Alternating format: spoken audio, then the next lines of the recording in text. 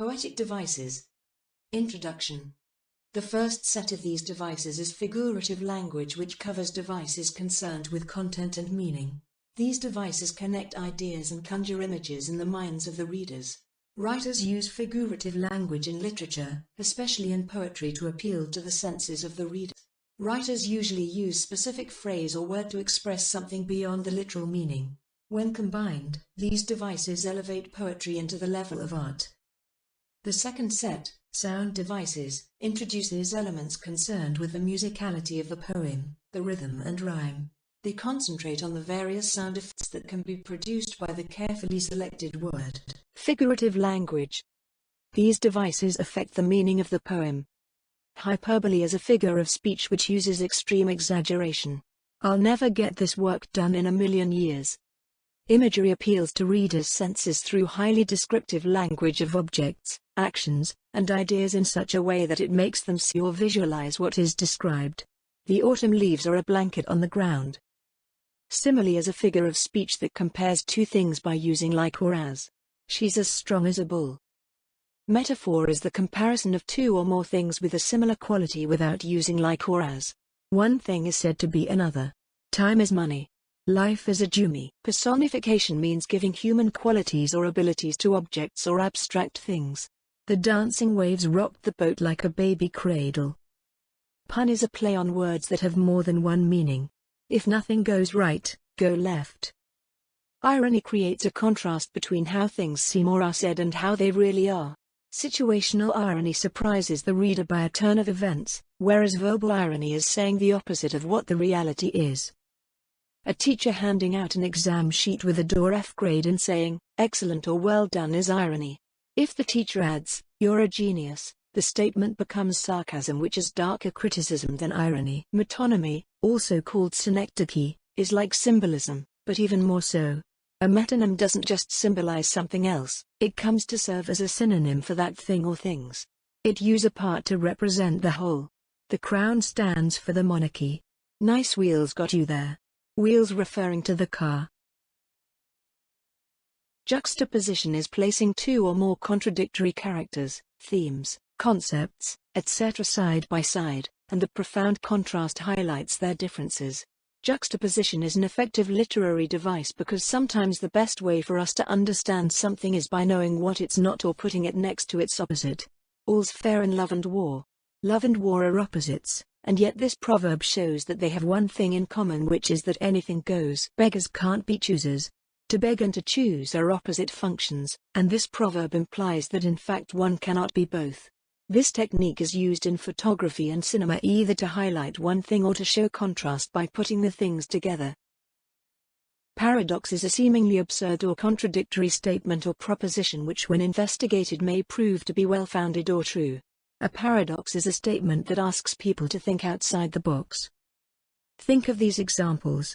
Less is more. Earn money by spending it. If you don't risk anything, you risk everything. If I know one thing, it's that I know nothing. Oxymoron is the placing of two seemingly opposite words together for effect. While juxtaposition contrasts two story elements, oxymorons are about the actual words you are using. Parting is such sweet sorrow. Romeo and Juliet by Shakespeare. A seriously funny situation. Symbolism is when authors turn to tangible symbols to represent abstract concepts and ideas in their writing. Symbols typically derive from objects or non-humans. For instance, a dove might represent peace, or raven might represent death. Tone refers to the overall mood of the piece of writing. It's established through a variety of means, including voice, characterization, symbolism, and themes. Tone sets the feelings you want readers to take away from the story. Sound devices. These elements affect the sound of the poem. Alliteration is the repetition of initial sounds in words within a line or verse of poetry. She sells seashells by the seashore. Assonance is the repetition of the same vowel sound in a line of poetry. It is often used to slow the pace of poetry. She lived in the hills. Consonance refers to the repetition of the same consonant sounds in a line. Mike likes his bike. Onomatopoeia is using words which suggest their meaning when pronounced. The bees buzz. The clock tick-tocks. The snake hisses. Refrain is a line or group of lines which are repeated in the course of a poem, usually at the end of each stanza. Rhythm. The most important element for the musicality of a poem is its rhythm. Rhythm is the alternance of stressed and unstressed syllables in the lines. This repetitive rhythm becomes like the beats in music. It's the da-da-dum-da-dum-dum. There are various possible combinations of stressed and unstressed syllables. English poetry employs 5 basic rhythms of varying stressed and unstressed syllables. These combinations are called feet, I-am, unstressed, stressed. The beat is da-dum, tricky, stressed, unstressed. The beat is dum-da, spandy, stressed, stressed. The beat is dum-dum, dactyl, stressed, unstressed, unstressed. The beat is dum-da-da, anapost, unstressed, unstressed, stressed. The beat is da-da-dum. Each line of a poem contains a certain number of feet of iams, trichies, spondees, dactyls or anapost. The sum of feet in a line is called meter. The meter is named after the type and number of feet it contains. Manometer, 1 foot per line. Dimeter, 2 feet per line. Trimeter, 3 feet per line. Tetrameter, 4 feet per line. Pentameter, 5 feet per line. Hexameter, 6 feet per line. Heptameter, 7 feet per line. Octameter, 8 feet per line.